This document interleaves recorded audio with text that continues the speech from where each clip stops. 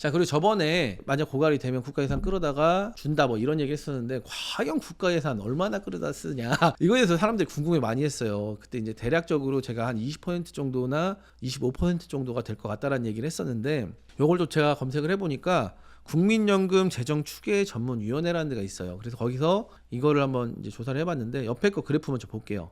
저희 2003년에는 65세 이상 우리가 부양해야 될 어르신들이죠. 어르신들이 394만 명. 그런데 63년에는 어떻게 될까요? 1856명이 돼요. 그러면 우리가 실질적으로 노동할 수 있는 나이인 30세부터 55세까지는 2003년에는 1960명. 근데 63년에는 오히려 그 절반도 안 되죠. 888명이 됩니다. 자, 그러면 고령자 비율 한번 볼게요. 2003년에는 20%예요. 이게 뭐냐? 5명이 1명만 부양하면 되는 거야. 근데 23년에 어떻게 돼요? 47%인가 뭐 거의 50%죠. 그러면 2명이 1명을 부양하게 되는 거고, 또 43년에는 115%예요. 이거는 뭐냐? 지금 이미 이제 조금씩 시작됐는데 1명이 1명을 부양해야 되는 거예요. 자, 그런데 63년은 어떻게 되냐?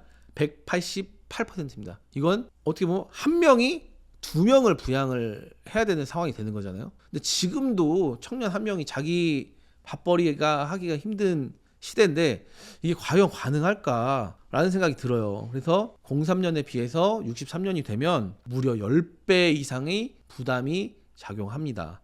그러니까 지금 시점이 넘어가면 사실상 힘들어지지 않을까, 연금 개혁 자체가 힘들어지지 않을까 이런 생각이 들고, 제가 준비해온 자료 한번 볼게요. 22년에 우리나라 예산이 607조 7천억이었어요. 자, 23년에는 637조 7,200억입니다. 이게 우리나라 1년 예산이에요. 자, 그런데 55년도부터 적자가 예상된다고 했잖아요. 예상치를 제가 적어왔는데 불과 5년 지났는데도 불구하고 매년 300에서 400조. 그러면 자, 우리가 지금 이제 문제가 되는 게 뭐냐면, 고도성장기에는 별 문제가 안 돼요. 근데 지금 저성장기잖아요. 저성장기. 그렇기 때문에 지금 30조 정도 늘은 거예요. 1년에.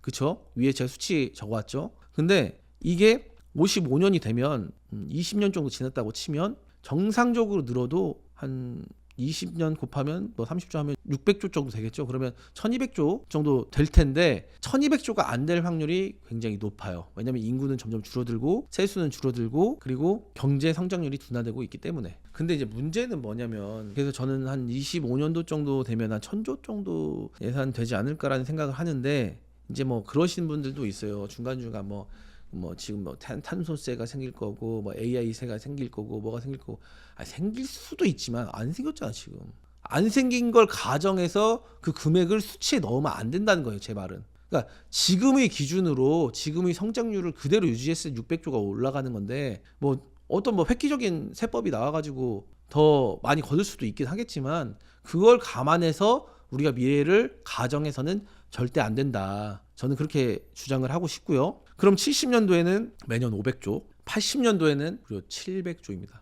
물론 뭐 그 정상적으로 성장률이 된다고 해도 거의 뭐 예산 반절을 연금에 쏟아붓는 거예요. 그리고 18년도부터 88년까지 누적은 바로 1경이에요. 경. 조라는 돈도 엄청 큰 돈인데 경이라는 단위가 나옵니다, 이제. 그렇기 때문에 이 문제를 해결하지 않으면 우리나라 미래는 사실상 어둡다. 그래서 이 몇 년 동안의 시간 동안 적절한 합의가 이루어져야 되고, 미래 세대 그리고 청년 세대들이 부담을 덜 지우는 방향에서 개혁이 이루어져 가지고 좀 더 풍요로운 미래의 노후 생활이 됐으면 좋겠습니다.